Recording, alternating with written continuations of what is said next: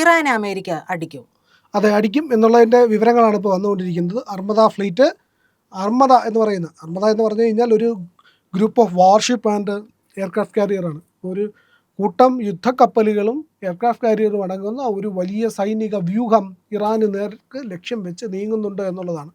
നേരത്തെ തന്നെ അമേരിക്കയുടെ എബ്രഹാം ലിങ്കൺ എന്ന് പറയുന്ന ഒരു യുദ്ധക്കപ്പൽ അത് ഇറാനെ ലക്ഷ്യം വെച്ച് നീങ്ങിയതായിട്ട് വിവരങ്ങളുണ്ടായിരുന്നു. ഇപ്പോഴുള്ളതെന്ന് പറഞ്ഞാൽ അറബിക്കടലിൽ നിന്ന് ഇറാനെ ആക്രമിക്കാൻ വേണ്ടിയിട്ടുള്ള നീക്കമാണ് നടത്തുന്നത്. നേരത്തെ നടത്തിയതിനകത്ത് ട്രംപ് വലിയ പ്രതികരണവും നടത്തിയിരുന്നില്ല. ഇപ്പോൾ നടത്തിയതിനകത്ത് ട്രംപ് പ്രതികരണം നടത്തുന്നുണ്ട്. ടെഹ്റാനുള്ള വാണിംഗ് ആണ്, മുന്നറിയിപ്പാണിത്. ഞങ്ങൾ ഇറാനെ അടിക്കും എന്നുള്ളതിൻ്റെ എല്ലാ ലക്ഷ്യവും ട്രംപ് കാണിക്കുന്നുണ്ട് എന്നുള്ളതാണ്. ട്രംപ് വെനിസ്വേല പിടിച്ചു, അതിനു മുമ്പ് റഷ്യ പിടിക്കാൻ പറ്റില്ലല്ലോ, അതുകൊണ്ട് ഉപരോധമൊക്കെ ഏർപ്പെടുത്തി ഈ പറയുന്ന താരിഫുകളൊക്കെ കൊണ്ട് ഇറാനിൽ നിന്ന് റഷ്യയിൽ നിന്ന് ആരും എണ്ണ വാങ്ങാതിരിക്കാൻ വേണ്ടിയിട്ടുള്ള പരിപാടികളൊക്കെ പരമാവധി ശ്രമിച്ചുകൊണ്ടിരിക്കുന്നുണ്ട്. എണ്ണ വാങ്ങുന്നു എന്നുള്ളതാണ്.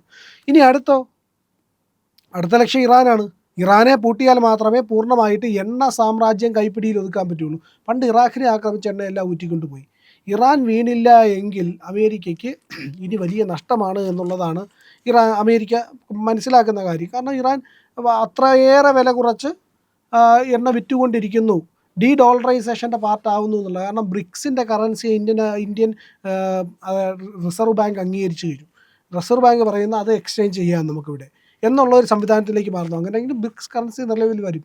അതോടുകൂടി തന്നെ ഡോളറൈസേഷൻ എറ, അതായത് ഡോളർ ഇല്ലാത്ത ഒരു ലോകം സൃഷ്ടിക്കപ്പെടുന്നതിന് തുടക്കം കുറിക്കും പൂർണ്ണമായിട്ടും.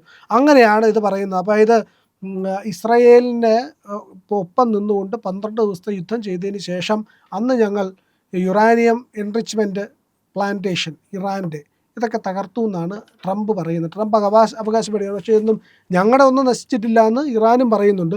ഏതായാലും വലിയ രീതിയിലുള്ള ആക്രമണം ഈ പറയുന്ന പോലെ ഇറാന് നേർക്ക് ഇസ്രായേലും അമേരിക്കയും കൂടെ നടത്തിയിട്ടുണ്ട് എന്നുള്ളത് വാസ്തവമാണ്. അപ്പോൾ ഞങ്ങൾ കൃത്യമായി നിരീക്ഷിക്കുന്നുണ്ട് എന്ന് ട്രംപ് പറയുന്നത്. ട്രംപ് നിരീക്ഷിക്കുന്നുണ്ട് എന്ന് പറഞ്ഞു കഴിഞ്ഞാൽ അവിടെ സൈന്യം ചെന്നു എന്നാണ് അർത്ഥം. ആ സൈന്യമാണ് അവിടെ നിരീക്ഷിക്കുന്നത്. ഇറാനെ മറ്റാരുമല്ല നിരീക്ഷിക്കുന്നത്. അറബിക്കടലിൽ നിന്നുകൊണ്ട് ഇറാനെ നോക്കിക്കാണുന്നത് അമേരിക്കയുടെ അർമദ ഫ്ലീറ്റാണ്. ആ വാർഷിപ്പുകളുടെ കൂട്ടമാണ്. അതിൻ്റെ അന്തർവാഹിനികളുണ്ട്, ആണവ ശക്തി വഹിക്കാൻ കഴിയുന്ന സംവിധാനങ്ങൾ വരെ അതിനകത്തുണ്ട് എന്നാണ് പറയുന്നത്. ഒരു തീരത്തേക്ക് അടുക്കേണ്ട കാര്യമില്ലാതെ ദൂരത്ത് നിന്നുകൊണ്ട് തന്നെ ഇറാനെ തവിടുപൊടിയാക്കാൻ വേണ്ട സന്നാഹങ്ങൾ അവിടെ ഒരുക്കിയിട്ടുണ്ട് എന്നുള്ളതാണ്. ഇറാന് ആവശ്യത്തിന് നേവിയൊക്കെ ഉണ്ട്, വലിയ ശക്തി അല്ലെങ്കിലും ഇറാൻ അത്യാവശ്യം ശക്തിയൊക്കെ ഉണ്ട് എന്നുള്ളതാണ്. അപ്പോൾ നിസ്സാര ശക്തി അല്ല. ഇപ്പോൾ സൗദി അറേബ്യയെയോ ഖത്തറിനെയോ കുവൈറ്റിനെയോ ഒമാനെയോ ഒക്കെ എടുത്ത് നോക്കുമ്പോൾ, താരതമ്യം ചെയ്യുമ്പോൾ ഇറാൻ ഇത്തിരി കൂടെ വലിയ ശക്തിയാണ് എന്നുള്ളതാണ്. ഇറാൻ്റെ കയ്യിൽ പൊട്ടുമോ എന്ന് ഉറപ്പില്ലാത്തതാണെങ്കിലും ന്യൂക്ലിയർ വെപ്പണുകൾ ഉണ്ട് എന്നാണ് ആഗോളതലത്തിൽ വിശ്വസിക്കപ്പെടുന്നത്. തയ്യാറാക്കിക്കൊണ്ടിരിക്കുകയാണ്, ഇല്ലെങ്കിൽ ഏതെങ്കിലുമൊക്കെ ഘട്ടമൊക്കെ പൂർത്തിയായിട്ടുണ്ട് എന്നും പറയപ്പെടാം. പക്ഷേ അടിച്ചു കഴിഞ്ഞാൽ എന്തായിരിക്കും അവസ്ഥ എന്നുള്ളതുണ്ട്. അവിടെ ഒന്ന് നോക്കണം, നമ്മളൊന്ന് നിരീക്ഷിക്കേണ്ട കാര്യം എന്ന് പറയുന്നത് അവിടുത്തെ സാധാരണക്കാരായ ജനങ്ങൾ ഒരു വലിയ പ്രക്ഷോഭത്തിൽ ഏർപ്പെട്ടു. ആ പ്രക്ഷോഭം 20,000-ലേറെ ആൾക്കാരെ കൊന്നു എന്നാണ് പറയപ്പെടുന്നത്. യാതൊരു ദയവോ ദാക്ഷിണ്യവുമില്ലാതെ അത്ര വലിയ ആക്രമണം നടത്തിയ രാക്ഷസനായ ഖമനേയിക്ക് അമേരിക്കയ്ക്ക് നേരെ എന്നല്ല ആർക്ക് നേരെ ആക്രമണം നടത്താൻ ഒരു മടിയുണ്ടാവില്ല. അങ്ങനെ മടിയുണ്ടാവാത്തതിന് കാരണം എന്താണ് എന്ന് പറഞ്ഞു കഴിഞ്ഞാൽ ഇവർക്ക് ജിഹാദ് ചെയ്യലാണല്ലോ ആത്യന്തികമായിട്ടുള്ള ലക്ഷ്യം. അങ്ങനെ ആക്രമിച്ച് നശിപ്പിക്കാൻ വേണ്ടിയിട്ട് സ്വയം മരിക്കാനും കുഴപ്പമില്ല. ഫിദായിനുകൾ എന്ന വാക്കിനർത്ഥം എന്താ? ചാവേർ എന്നാണ്. ഈ ചാവേറുകൾ എന്താണ് ചെയ്യുന്നത്? അവർ പോയി മരിക്കാനാണ് പോകുന്നത്. പരമാവധി കൊല്ലുക, എന്നിട്ട് മരിക്കുക എന്നുള്ളത്, അല്ലെങ്കിൽ അതോടൊപ്പം മരിക്കുക എന്നുള്ളത്. അങ്ങനെ ചിന്തിച്ചിരിക്കുന്ന ഖമനേയിക്ക് അമേരിക്ക എന്നല്ല, ഈ ഏത് ലോകശക്തി വന്നാലും യുദ്ധം ചെയ്യാൻ മടിയുണ്ടാവില്ല. പരമാവധി പ്രയോഗിക്കും, നടക്കില്ല. കലാപം ഉണ്ടാക്കാൻ ശ്രമിക്കും, നടക്കില്ല. അവസാനം അമേരിക്കയുടെ ആക്രമണത്തിൽ അത് തകർന്നടിയുമെന്നുള്ളതാണ്.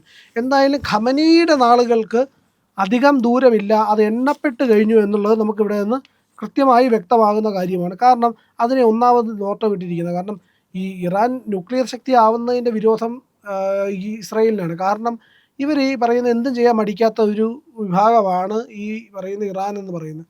അവരുടെ കയ്യിൽ ഈ പറയുന്ന ന്യൂക്ലിയർ വെപ്പൺ കിട്ടിയാൽ എന്ത് ചെയ്യും? അവർ ഏറ്റവും വലിയ ശത്രുവായിട്ട് കാണുന്ന ഇസ്രായേലിൻ്റെ മണ്ടയിൽ അത് കൊണ്ടുവന്ന് ഇടുമെന്നുള്ള കാര്യത്തിൽ സംശയമൊന്നുമില്ല. അത് അങ്ങനെ സംഭവിക്കാതിരിക്കാൻ വേണ്ടിയിട്ടാണ്. അതായത് ഇസ്രായേലിൻ്റെ കയ്യിൽ ന്യൂക്ലിയർ ബോംബുണ്ട്, ഇസ്രായേൽ എവിടെ ഇടുന്നില്ലല്ലോ, അത് ഇടില്ല എന്ന് നമുക്ക് ഉറപ്പുമുണ്ട്. എന്തുകൊണ്ടാണ് ഇടാത്തത്? കാരണം മറ്റുള്ളവരെ നശിപ്പിച്ച് ഇല്ലാതാക്കിക്കൊണ്ടൊന്നും നേടാനല്ല ഇസ്രായേൽ ശ്രമിക്കുക. പക്ഷേ ഇറാനെ പോലുള്ള രാജ്യങ്ങൾക്ക് മറ്റുള്ള കാഫിറുകൾ ചത്താലേ ഞങ്ങളുടെ രാജ്യം വരുള്ളൂ. ഇവിടുത്തെ നമ്മുടെ ജമാഅത്തെ ഇസ്ലാമിയുടെ നേതാവ് പറഞ്ഞതുപോലെ ഇസ്ലാമിക രാജ്യമില്ലാതെ നിങ്ങൾ എന്തൊക്കെ സുജൂദ് ചെയ്തിട്ടും കാര്യമില്ല. അള്ളാഹുവിന് വേണ്ടിയിട്ട് നിങ്ങൾ എന്തൊക്കെ കർമ്മങ്ങൾ എവിടെ ഇരുന്ന് ചെയ്തിട്ടും കാര്യമില്ല. അത് ഇസ്ലാമിക രാഷ്ട്രമല്ലെങ്കിൽ. ഇസ്ലാമിക രാഷ്ട്രം എന്ന് പറയുന്നത് ഇസ്ലാമിൻ്റെ ആദ്യ പടിയാണ്. അത് രൂപീകരിക്കപ്പെടുക എന്നുള്ളതാണ് അവർക്ക് പ്രധാനം. അതില്ലെങ്കിൽ അവർ ഇന്ന് പ്രാർത്ഥനകൾ വിഫലം എന്നാണ് പറയുന്നത്. ഹിന്ദുക്കൾക്കിടയിൽ ഇരുന്നിട്ടാണോ നിങ്ങൾ പ്രാർത്ഥന ചെയ്യുന്നത്? ഇല്ലെങ്കിൽ ജൂതന്മാർക്കും ക്രിസ്ത്യാനികൾക്കൊപ്പമാണോ നിങ്ങൾ അള്ളാഹുവിന് വേണ്ടി പ്രാർത്ഥന ചെയ്യുന്നത്? അത് നടപ്പില്ല, സ്വീകരിക്കപ്പെടില്ല എന്നാണ് പറയുന്നത്. അങ്ങനെ ചിന്തിക്കുന്ന ഒരു ഇറാൻ എന്ന് പറയുന്ന രാജ്യത്തിൻ്റെ കൺസെപ്റ്റ് എന്തായിരിക്കും? മറ്റത് വ്യക്തികൾക്കിടയിൽ ഇല്ലെങ്കിൽ വീടുകൾക്കിടയിലാണെങ്കിൽ ഇറാൻ എന്ന് പറയുന്ന രാജ്യങ്ങൾക്ക് മറ്റ് രാജ്യങ്ങൾക്കിടയിൽ, അത് ഇസ്ലാം അല്ലാത്ത രാജ്യങ്ങൾക്കിടയിൽ ഞങ്ങൾക്ക് ജീവിക്കാൻ കഴിയില്ല. അങ്ങനെ ചെയ്തു കഴിഞ്ഞാൽ ഇസ്ലാമിക രാഷ്ട്രത്തിന് വിരുദ്ധമാണ്, അത് അള്ളാഹുവിന് വിരുദ്ധമായിട്ട് മാറും. അപ്പോൾ എന്ത് പറ്റും? അനിസ്ലാമികമായ രാജ്യങ്ങളെ മൊത്തം കൊല്ലേണ്ടി വരും. അപ്പോൾ ഈ ലോകത്തെ മൊത്തം ജനസംഖ്യയുടെ ഭൂരിഭാഗത്തിനെയും കൊന്നാൽ മാത്രമേ ഇസ്ലാമിക ഭരണം ലോകമാകെ സ്ഥാപിക്കാൻ കഴിയുള്ളൂ എന്നാണ് പറയപ്പെടുന്നത് എന്നുള്ളതാണ്. അതിൻ്റെ അടിസ്ഥാനത്തിൽ ഇറാൻ മുന്നോട്ട് പോകുമ്പോഴാണ് അതിനെ തടയും, നശിപ്പിക്കും. ആ ദുഷ്ഭരണം ഇവിടെ വേണ്ട എന്നുള്ള രീതിയിൽ ആര് നിൽക്കുന്നത്? അമേരിക്ക നിൽക്കുന്നത്. അമേരിക്ക അവിടെ ഇടപെട്ട് ഖമനിയെ താഴെ ഇറക്കിയാൽ അവിടെ വരാൻ പോകുന്നത് ഈ ഷാ ഭരണമാണ്. പഴയ ഷായുടെ പുതിയ ഭരണം വരും എന്നുള്ളതാണ്. അപ്പോൾ അങ്ങനെയാണെങ്കിൽ അത് കുറച്ചുകൂടി ലിബറൽ ആയിരിക്കുമെന്ന് അവിടുത്തെ ജനങ്ങൾ വിശ്വസിക്കുന്നു, മതാധികാരത്തിൻ്റെ കീഴിൽ. പക്ഷേ അവിടെ റാഡിക്കലൈസ് ചെയ്തൊരു പോപ്പുലേഷൻ അതിൻ്റെ അകത്തുണ്ട് എന്നുള്ളതാണ്. ഇവിടെ പ്രക്ഷോഭം നടത്തി 20,000 പേര്, ഇല്ലെങ്കിൽ അവിടുത്തെ നിരവധി ബഹുഭൂരിപക്ഷം വരുന്ന ആൾക്കാർ പ്രക്ഷോഭം നടത്തിയവരാണെങ്കിലും ഈ പറയുന്ന സാധാരണക്കാർ, ഇതല്ലാത്ത പ്രക്ഷോഭത്തിനെ എതിർക്കുന്ന ഈ ഇറാനിയൻ റവല്യൂഷണറി ഗാർഡ്സിൻ്റെയൊക്കെ ഭാഗമായിട്ടുള്ള ഗാർഡ് കോർപ്സ് ഉണ്ടല്ലോ, IRGC എന്ന് പറയും, ഇതിൻ്റെയൊക്കെ ഭാഗമായി നിൽക്കുന്ന, അല്ലെങ്കിൽ മതശാസനത്തെ വിലക്കെടുക്കുന്ന, അത് മുഖവിലക്കെടുക്കുന്ന ആൾക്കാരൊക്കെ ഉണ്ടല്ലോ, അതാണ് വലുത് എന്ന് കാണിക്കുന്ന ആൾക്കാർ. ഈ ആൾക്കാർക്ക് മറ്റൊരു ഭരണകൂടം വരുന്നതിനോട് വലിയ എതിർപ്പാണുള്ളത്.